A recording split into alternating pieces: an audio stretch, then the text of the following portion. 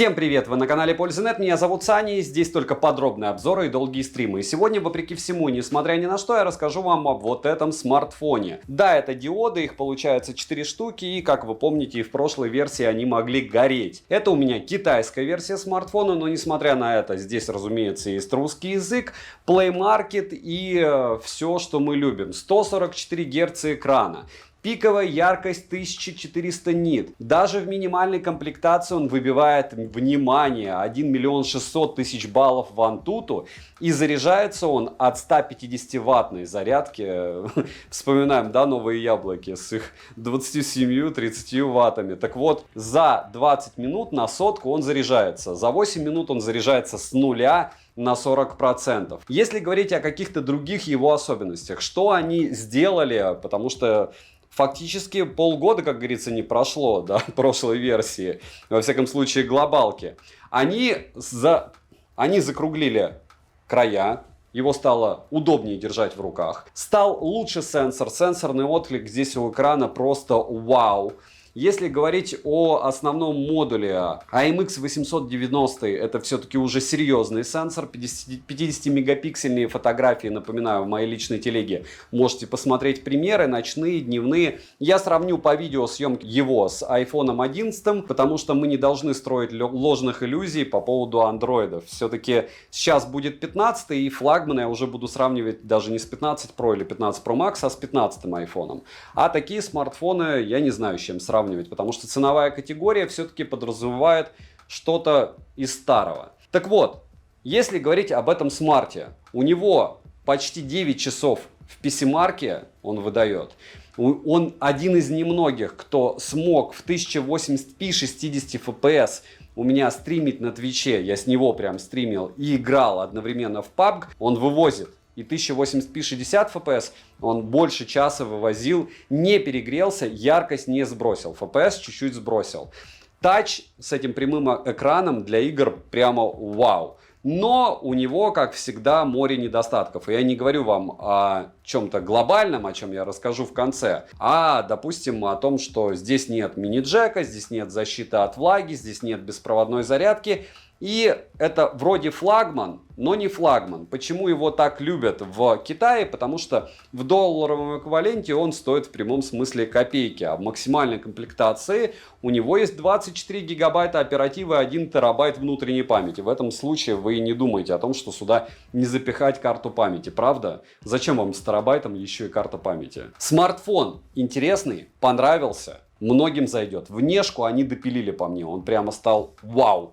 Смотрим. Распаковка. Поставляется данная модель в коробке из плотного картона в черном цвете. Пакинг неплохой. В комплекте со смартфоном мы имеем силиконовый чехол, краткое руководство, защитную пленку, которая наклеена уже на смартфон, кабель для зарядки с Type-C на Type-C и блок питания на 150 Вт. Также есть комплектация с зарядным устройством на 240 Вт, но там все намного серьезнее и дороже. Слот у смартфона вставить microSD, разумеется, нельзя, что стандартно. Габариты смартфона 163 на 75 на 9 мм, а вес 207 граммов. У меня на руках китайская версия данной модели, но для Realme русский язык в стоке даже в китайской версии, как и Google сервисы, как и Play Market. Розыгрыши море, читаем описание, какие сейчас актуальны. Постоянно это 5 Mi Band 7 серии. Разыгрывается за лайк, подписку и комментарий к любому видео ежемесячно. Помимо этого разыгрывается смартфон Honor Magic 5 Ultimate по условиям, озвученным в ролике по ссылке в описании. Подписывайтесь с колоколом, перейдем же к смартфону. Приобрести данную модель можно в серебристой и зеленой расцветке. Тыльная часть смарта выполнена из матового стекла, а рамка пластиковая. Сборка качественная, материалы тактильно приятные. Дизайн смартфона интересный, выглядит он стильно. Как и в Realme GT 3 и в GT Neo 5 на тыльной части имеется RGB подсветка с полупрозрачной вставкой и поддержкой различных цветов. Из режимов есть режим дыхания, режим мерцания, также можно настроить скорость активного периода и еще много всего. Можно вообще включить, чтобы она постоянно экрана у вас горело. Можно на отдельные контакты цвета другие ставить. В общем, все, что хотите. Далее, в руке GT5 лежит удобно, одной рукой пользоваться комфортно, грани закругленные, при длительном использовании рука не устает. На корпусе расположена кнопка питания, качели регулировки громкости, разъем USB Type-C OTG версии 2.0, микрофоны и капорт, а вот мини-джек отсутствует. Плюс дырка под фронталку здесь просто космического размера, хотя фронталка не особо блещет. За звук отвечают здесь стереодинамики с поддержкой Dolby Atmos, звучание качественное, и плюс за то, что есть профиль среды и пространственный звук, а то, что стокового эквалайзера нет, за это минус. Список аудиокодеков вы видите на экране, стандартные на борту, что уже хорошо. Вибромотор качественный, настраиваемый как интенсивность сенсорного отклика. Используется технология O-Haptics, качество вибромотора хорошее. Летим дальше. Смартфон оснащен AMOLED-дисплеем на 6,74 дюйма с разрешением 2772 на 1240 точек. Притом вы можете его менять, но там особой разницы и нету. Хотя опять же при смене мы помним, что правильно, будет энергопотребление меньше. Соотношение сторон 20 к 9, дисплей прямой без закругленных краев, рамки небольшие, я бы даже сказал, что они практически незаметны во время использования. HDR плюс 10 в наличии, плотность пикселей 451 ppi, чего, как по мне, достаточно, но не для чтения. Пиковая яркость 1400 нит, яркости достаточно, но запаса большого нет, притом у конкурентов яркость выше. В пике нет, но в максималке да. Автояркость работает корректно и быстро, частота обновления экрана максимум 144 Гц, и на выбор также есть 60 Гц и автоматический режим. Но про 144 Гц вы и так все прекрасно знаете, что все это надо либо вручную настраивать, либо через штатное здесь ПО выставлять эту герцовку. Проще говоря, будете чаще всего видеть 120 Гц или 60. Тест на частоту дискретизации касания выдал средний результат, но неплохой. Мультитач есть на 10 касаний, откликается моментально. Кстати, тач в играх вел себя просто волшебно, и иногда, видите, тесты не отражают реальное использование. DC-диминг в наличии, шим поднимается до 30%, что является плохим результатом. Но сам DC-диминг автоматически включается при снижении яркости ниже 50%, там все становится лучше. Полноценный Always On Display, разумеется, в наличии. Разблокировать экран можно при помощи сканера отпечатков пальцев, внедренного в экран. Как сами любят говорить BBK, он здесь дешевый, потому что он внизу. Был бы выше, был бы дороже. Мне кажется, что большинство уже привыкло. Сканер отпечатков пальцев работает отлично, и распознавание лица тоже. Внести несколько раз отпечаток одного и того же пальца нельзя, за что отдельный плюс, а вот зарегистрировать биометрические данные можно только одного лица. Процессор Qualcomm Snapdragon 8 Gen 2 с техпроцессором 4 нанометра с 8 ядрами, максимальная частота которого 3,2 ГГц. Графический процессор стандартно здесь Adreno 740, интерфейс Realme UI версии 4.0 на базе Android 13 версии. Оперативная память LPDDR5X доступна на выбор 12 или 16 гигабайт. Внутренняя память UFS на выбор доступна 256 или 512 гигабайт. Версии с зарядным устройством на 240 Вт доступна 24 гигабайта оперативки и 1 терабайт внутренней памяти. Притом, скорее всего, она и уйдет на Global, как было с прошлой моделью. Имеется поддержка высокоскоростного Wi-Fi 7 серии, поддержка 5G сетей, 4G сетей и ниже. Для 4G есть 7 бенд на борту, опять же, это в китайской версии 20-го бенда нет. eSIM смартфон не поддерживает, связь смартфон ловит хорошо, микрофон и датчик приближения отрабатывают корректно. Bluetooth версии 5.3, NFC модуль в наличии, MirPay, разумеется, встает, GPS-тест в городских условиях показывает точность стандартную для Qualcomm в 3 метра, работает навигация отлично. Емкость аккумулятора 5240 мАч,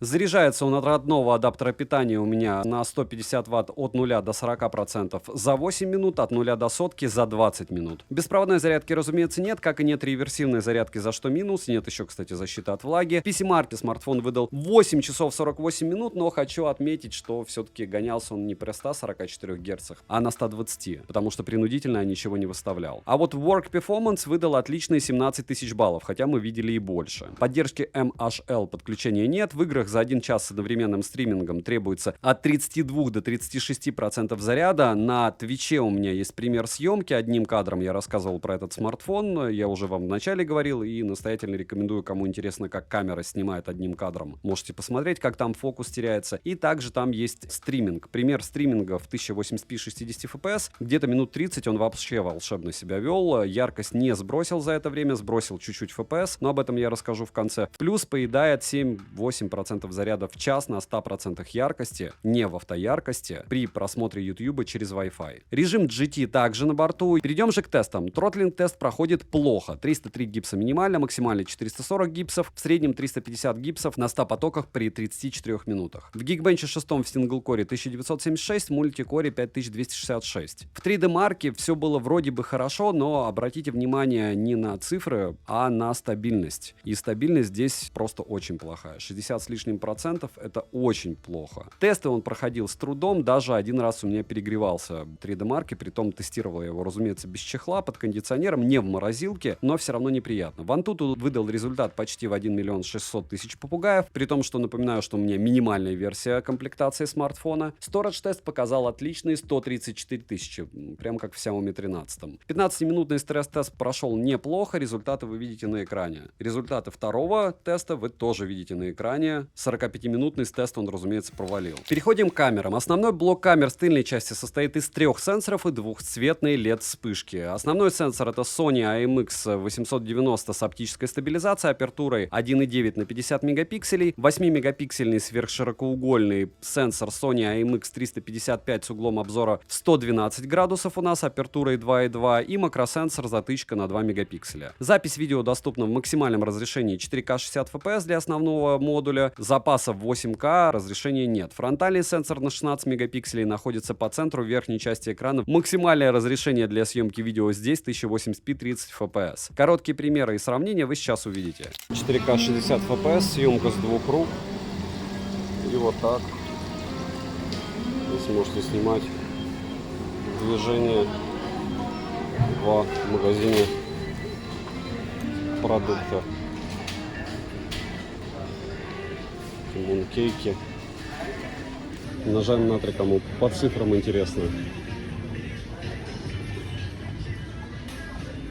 В целом, со стабом у обоих смартов ничего, но мне кажется, в Realme какая-то не лютая, но легкая форма беда.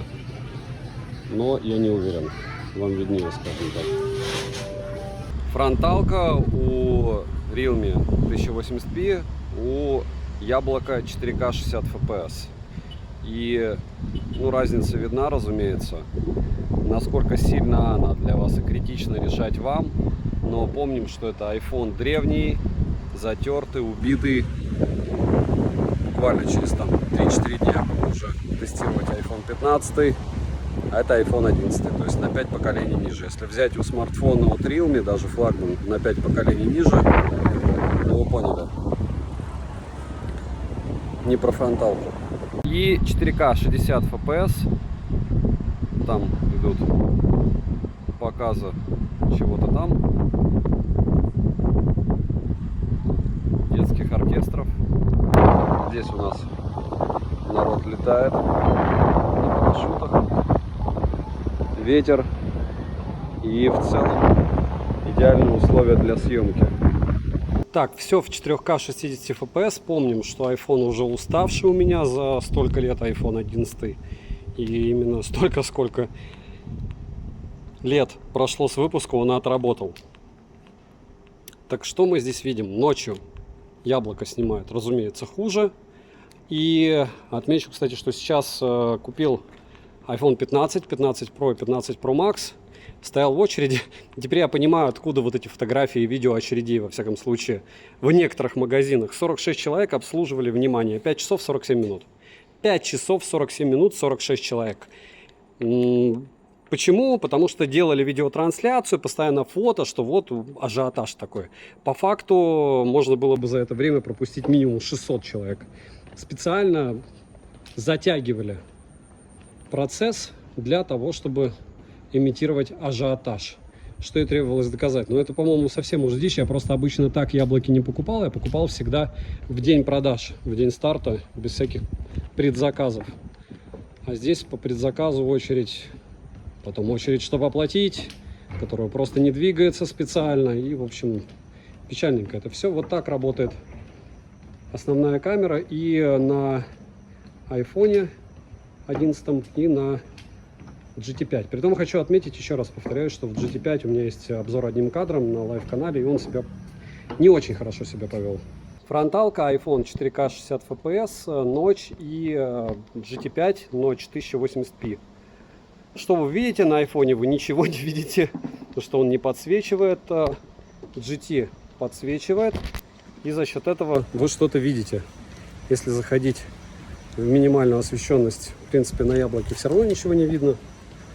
На айфоне появился я, но это уже помещение. Вот так.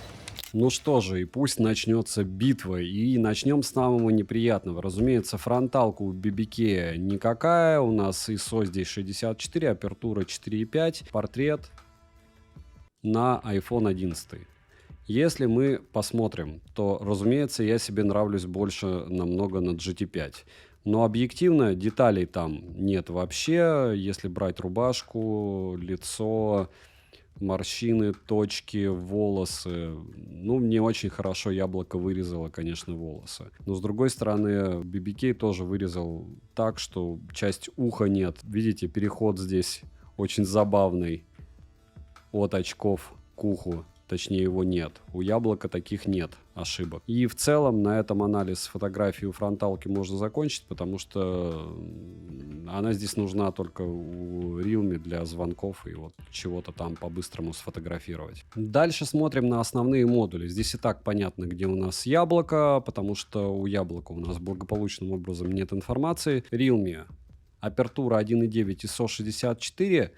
Если брать по фотографии, то там был рассеянный свет и ничуть темно не было. Вот то, что сделала Realme, это, конечно, как минимум странно. Если говорить о отдаленных объектах, посмотрите, допустим, та же вышка намного лучше по мне у Realme.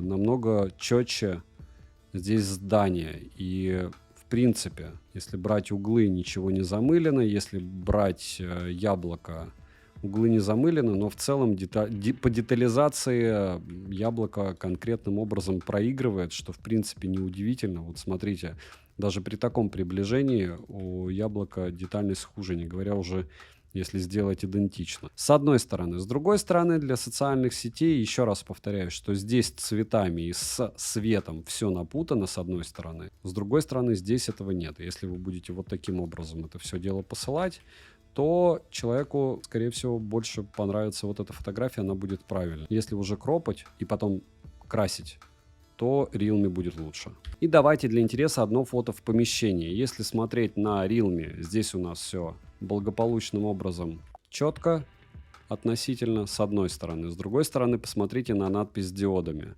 То есть, с одной стороны, детальности больше и дымка меньше у Realme. С другой стороны, диоды не вывез он вообще никак.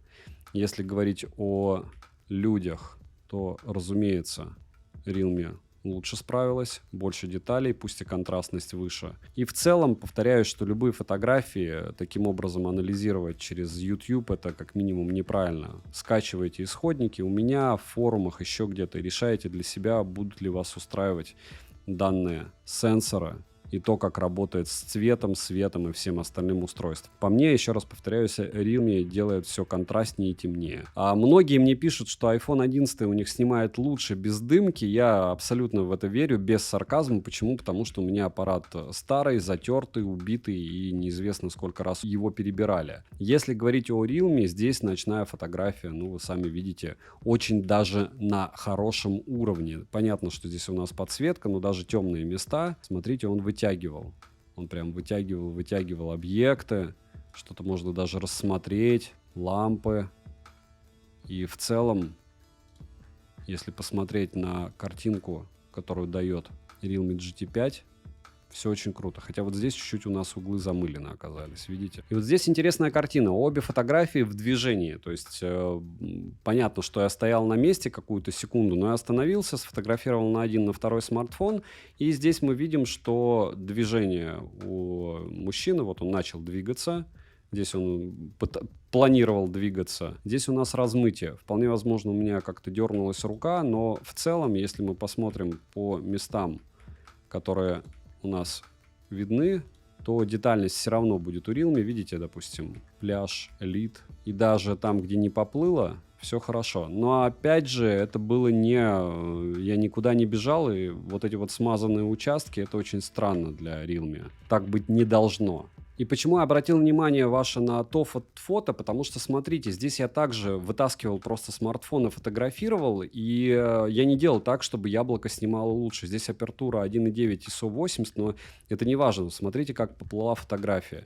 Если у яблока стабилизатор отрабатывал так, что, ну, в прямом смысле все равно, то у Realme у меня случилось 2 раза, получается, просто промах. Хотя, опять же, по 50 дублей вот таких вещей вы не будете делать, это точно. Притом конкретно ничего плохого со смартом не происходило. Вот та же локация, допустим, Ctrl-C, Ctrl-V, и мы имеем абсолютно великолепную картину, на которой человек, правда, у нас в черном, полностью с черной тележкой сливается у Realme, но детальность в разы круче, чем у яблока, и здесь не поспоришь. Если говорить о цветах, еще раз, контрастность выкручивается, здесь темнее, чем должно быть, здесь цвет ближе, свет ближе.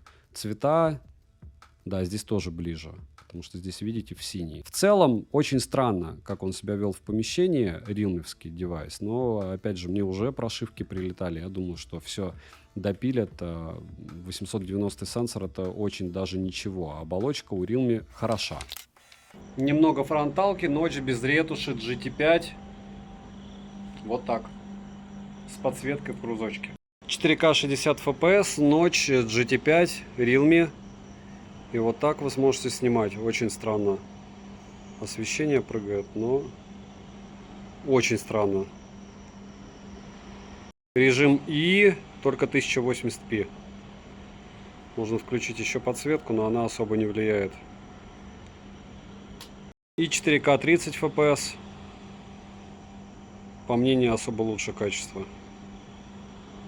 И любой из моих роликов за последний год вы можете посмотреть и оценить, насколько хорошо работает в данных условиях камера. И я вам скажу, что это тебя прям конкретным образом улучшает, без включенных улучшалок. 4К 60 FPS. И фронтальная камера. Тоже есть ощущение, что она улучшает, но это все они таким образом компенсируют качественную картинку. Но учитывая освещение, в принципе, неплохо. Наше дело оценить микрофоны, да? Особенно когда смарт в чехле, и съемка идет с одной руки. Ну что же, 4К 60 FPS, съемка с одной руки, ночь довольно широкая дорога, и вот так вы сможете снимать на GT5 движение, опять же, прошивка с одной стороны довольно сырая, с другой стороны, ну а чего им там допиливать, по большому счету, с той точки зрения, что слишком близко последние модели к ручке, да, у этой мощи, с одной стороны, но в ролике вы уже слышали, как быстро он поедает батарею. И это, знаете, как проверять в каких-то отдельных программах или каких-то отдельных игрушках, насколько у него стабильный, допустим, фреймрейт или еще что-то, когда ты знаешь, что у него 32% в час поедает. Ну и съемка с одной руки на фронталку, так делать нельзя, особенно после поста ДПС, но, как говорится, все ради контента. Как мне говорят, заберите у Сани права, а то контента скоро не будет. Нет, все аккуратно, до 40 км в час я еду потихонечку. Мы имеем возможность наблюдать, точнее вы слышите, как отрабатывают микрофоны, потому что фронталка здесь, ну, максимально экономная. Вы это и так прекрасно и без движения знаете. Так делать, разумеется, нельзя. Не пьем перед поездкой, ничего не употребляем запрещенного. И 2 руки на руле. Немного фронталки, улица. И вот так, с рассеянным противным светом, вы сможете снимать себя рядом с зеленью. 4К 60 FPS, рассеянный свет. Давайте посмотрим, как он реагирует на объекты. Быстро переключается фокус. По мне даже очень быстро и неплохо. В целом так. Ультраширик только в 1080p 30 fps. Все максимально скромно. Но, как говорится, главное есть, да. И при переключении, допустим, ультраширик мы закрываем. Есть на основном модуле есть переключение. Но 1080p 30 fps это, конечно, такое себе. Немного ультраширика в сложных условиях. так. В каком-нибудь ТЦ вы сможете снимать всякие радости жизни, потребления. В принципе, смарт это тоже потребление. 4К 60 FPS, немного современного естествостроения, современного, местного. 4К 60 FPS. И вот так вы сможете снимать на пляже. С одной руки. И, разумеется, двухоконный режим, что у Realme практически всегда в наличии. 3 вида их вшито, кто не знал. Разумеется, можно делать X2 на основную камеру, кружочек. Двигать можно, ура! Так, была ночная покатушка, теперь дневная покатушка. Говорю через шлем. И, в принципе, вот так вы сможете днем снимать на данный смартфон. Особо долго снимать не буду. Есть легкое ощущение, что Realme клепают девайсы слишком быстро. Что касается, допустим, Realme 10, Realme 11 Pro Plus. Все это было там в районе 4 месяцев. Здесь они тоже выкатили GT5, но по мне слегка рано. Хотя, опять же, им виднее. А он был бестселлером, и почему они выкатывают? Мы можем сказать, ну так дорого, зачем? А с другой стороны, если посмотреть в долларовом эквиваленте, и не те деньги, за которые мы покупали, не покупаем, а за те деньги, за которые покупают его в Китае, то это просто нереальный жир с 1 терабайтом, 24 гектарами оперативы, 240 ваттами за, в прямом смысле, в их понимании, очень низкий ценник. То, что я покупаю и вы, мы приобретаем это на минимум на 40% дороже. Плюс нас еще и курс расстраивает. Вот так в целом вы сможете снимать на данный смартфон. Если можете его в Китае купить, то главное, как говорится, очереди дождаться. Ну и BBK в принципе клепает подобные девайсы довольно быстро и неплохо. Фронталка, съемка с одной руки в движении, так делать нельзя. Но прямым текстом, допустим, Ace 2 Pro мне тоже понравился, хотя советовать и его я не могу. Посмотрите на него несколько обзоров. Там одни люди, одни недостатки, другие. Для меня смотрите достаточно сигнал последние полгода. Это то, что смартфоны могут заблокироваться. А потом, даже если разблокировка или еще что-то, ну, даже если тебе продавец помогает, это уже нервотрепка. И, разумеется, сам девайс и сам бренд становится в глазах общества дешевле, потому что... Гараж. В гараже кто-нибудь себя на видео снимает. 4К 60 FPS, тот же гараж. Может быть, кто-то для себя увидит какие-нибудь эпичные байки. Или не увидит. Хотя все эпичные закрыты. Всякие BMW и подобное. Это тоже было. Так, не на правах рекламы.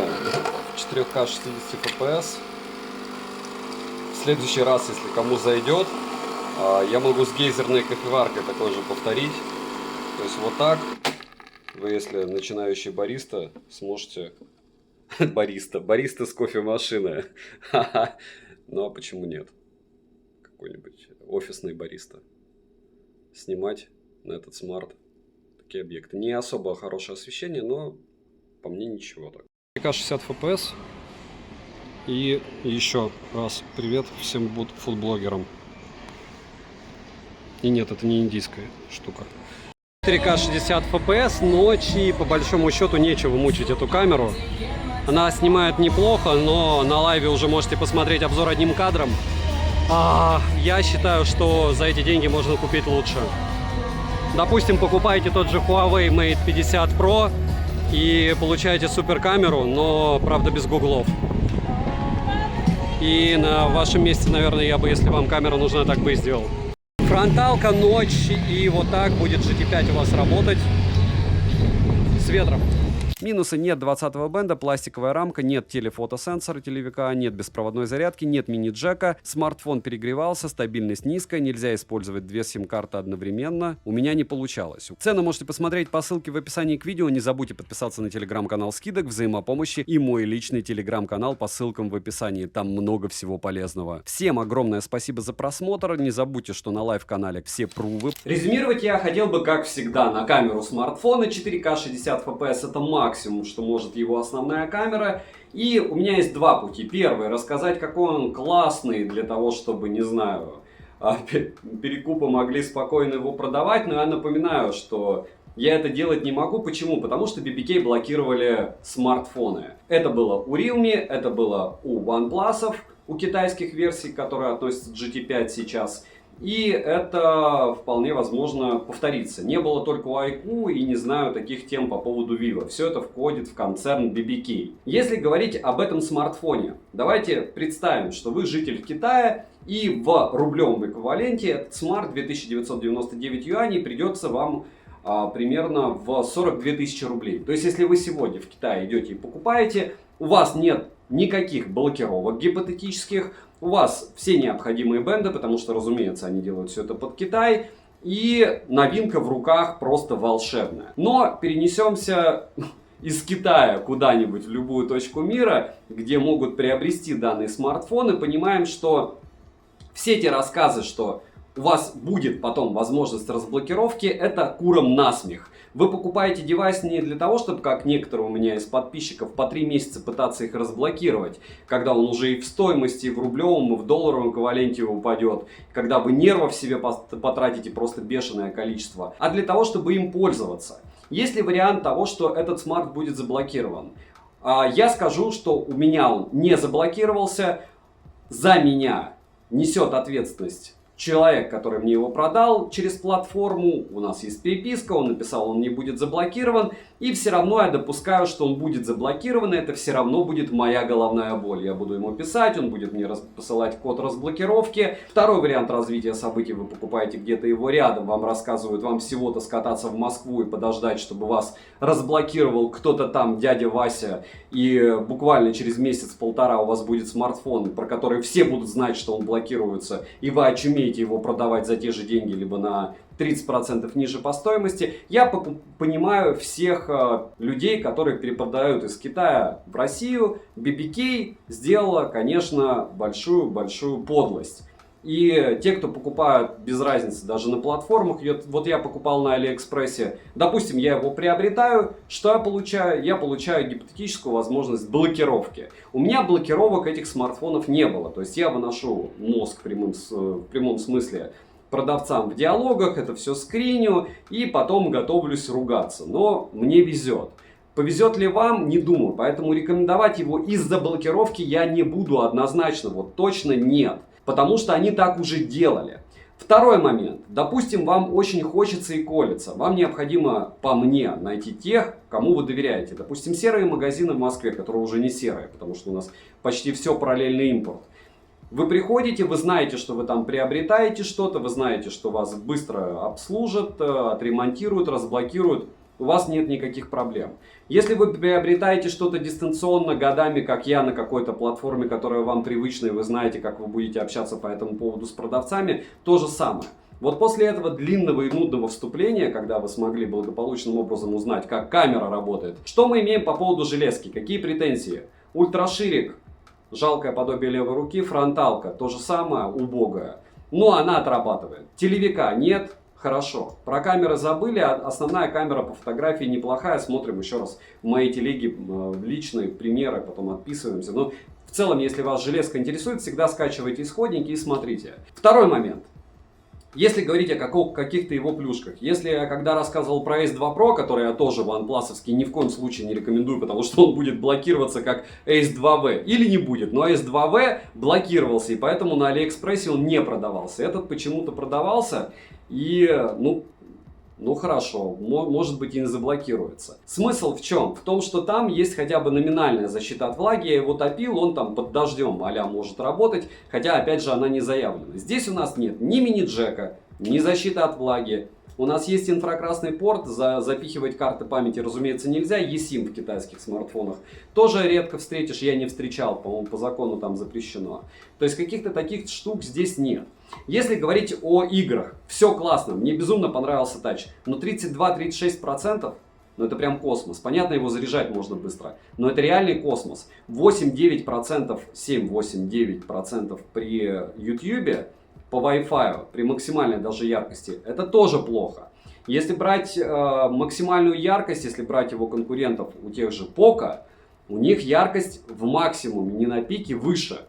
Но они сбрасывают яркость, этот смарт при играх ее не сбрасывает. То есть какие-то плюсы здесь есть. Но минусов тоже хватает. И вы должны четко понимать, что 450 ppi это тоже не какая-то космическая плотность пикселей. Вы должны помнить, что этот диод, который вас будет снаружи, возможно, радовать, для большинства будет бесполезен, потому что очень мало людей кладут смартфон лицевой частью дном. А с тыльной части, если говорить уже о вот этих всех финтифлюшках, есть китайские аналоги, которые не обозревал, обозревать не буду. И есть, опять же, а-ля дочка BBK, если у вас много денег, то можно какие-нибудь нафинфоны. Но я их тоже не советую, потому что они оверпрайснуты. В целом, у вас есть 50 с лишним тысяч рублей. Что бы я вам советовал, если вы не хотите рисковать? Если для вас это как для меня игрушка, то почему нет? Так вот, Xiaomi 13, Samsung S23, может быть чуть-чуть дороже. Если хотите попробовать себя в третьем-втором эшелоне из новеньких как раз. ZTE-шный Z50S Pro.